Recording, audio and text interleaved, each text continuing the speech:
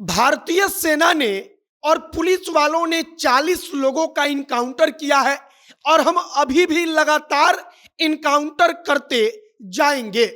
यह सब कुछ मणिपुर में हो रहा है और यह सब कुछ बता कौन रहा है? तो वहां के मुख्यमंत्री बता रहे हैं कि जिन लोगों का इनकाउंटर किया गया है वो सारे के सारे लोग AK-47 लेकर, स्नाइपर लेकर जो आम नागरिक हैं उनको निशाना बना रहे थे और हमने उनका तत्काल इनकाउंटर कर दिया। गृह मंत्री अमित शाह, भारत के गृह मंत्री, मणिपुर के दौरे पर हैं। वहां पर मणिपुर में लगातार वहां पर वे 3 दिन तक देखेंगे।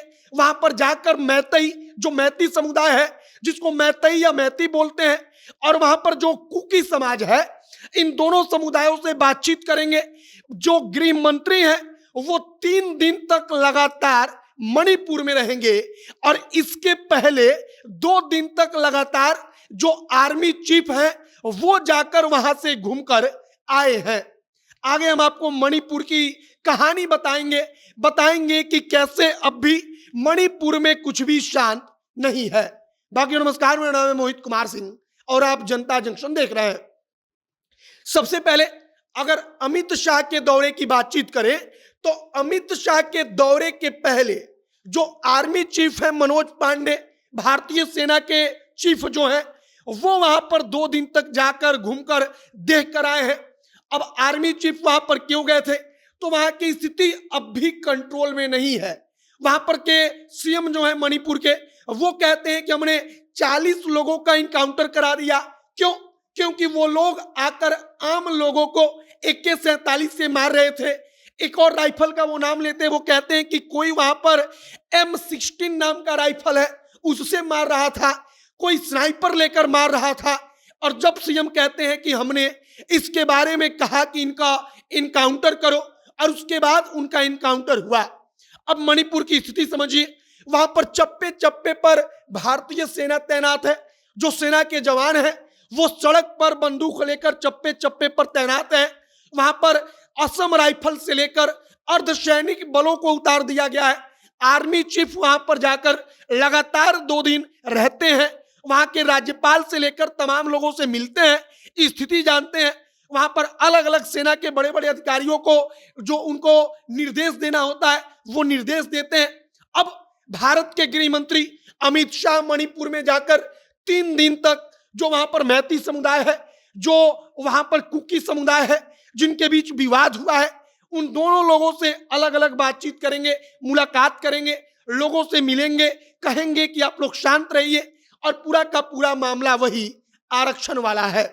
अब जो मैतेई समुदाय है वो कह रहा है कि 1949 के पहले जब हम लोग एक अलग, आप मतलब कि वहां पर राजा होता था, वहां पर हम लोग एक भारत से अलग जगह पर थे, हम लोग भारत संघ का हिस्सा नहीं थे, भारत देश का हिस्सा नहीं थे, तो हमको जनजाति का मान्यता प्राप्त था।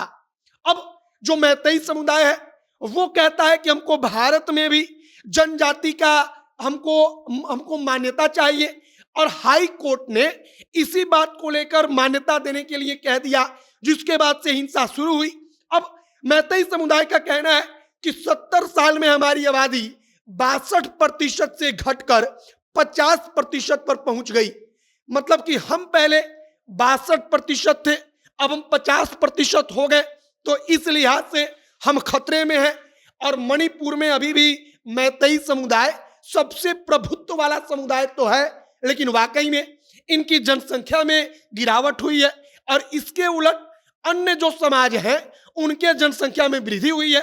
अब जो हिंसा शुरू हुआ वो हिंसा अब तक रुकने का नाम नहीं ले रहा है।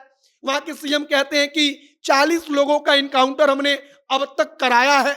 जो अर्धसैनिक बल है, जो असम राइफल्स के जवान हैं, जो पुलिस के जवान हैं, उन लोगों ने मिलकर 40 लोगों को अब तक इनकाउंटर में मार गिराया है। लेकिन अब भी वहां पर हिंसा शुरू है। अमित शाह के वहां पर जाने से ठीक पहले हिंसा में खबर के मुताबिक 5 लोगों की मौत हो चुकी है। अब आगे अमित शाह वहां पर कैसे बातचीत करते हैं, मैतेई समुदाय के लोगों से क्या बातचीत करते हैं, कैसे समझाते हैं, एक समुदाय जो है कुकी, उनसे कैसे बातचीत करते हैं, सब कुछ देखना महत्वपूर्ण होगा। फिलहाल वहां की जो तमाम खबर आएगी हम आप तक पहुंचाएंगे। आप तमाम खबरों के लिए हमारे साथ बने रहिएगा। वीडियो वहीं पर समाप्त करते हैं। कैमरे में विशाल खड़े हैं और मैं मोहित कुमार सिंह। बहुत बहुत धन्यवाद।